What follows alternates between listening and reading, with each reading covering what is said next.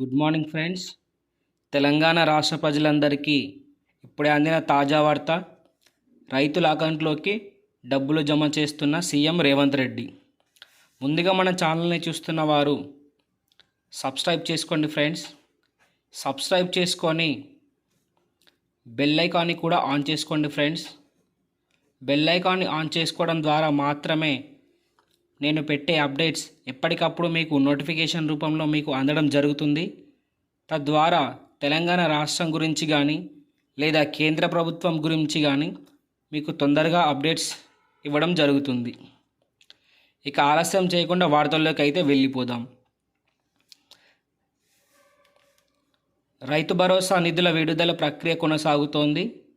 ఇవాళ 3 నుంచి 4 ఎకరాల లోపు అన్నదాతల ఖాతాల్లో 200 కోట్ల డబ్బులను ప్రభుత్వం జమ చేసింది. దీంతో ఆ కేటగిరీలో ఇప్పటి వరకు దాదాపు 500 కోట్లు రిలీజ్ చేసినట్లు పేర్కొంది. మొత్తంగా 54.74 లక్షల రైతులకు 4666.57 కోట్లు అందించింది. ఈ నెలాఖరులోపు అంటే మార్చ్ 30 or 31 ఏప్రిల్ 1లోగా రైతులందరి అకౌంట్లో డబ్బులు జమ చేస్తామని తెలంగాణ సీఎం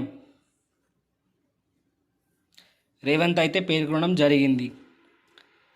ఇక ఇలాంటి మరిన్ని ఇంట్రెస్టింగ్ అలాగే ఆసక్తికర వార్తల కోసం నా ఛానల్ని మీరు వెంటనే సబ్స్క్రైబ్ చేసుకోండి ఫ్రెండ్స్.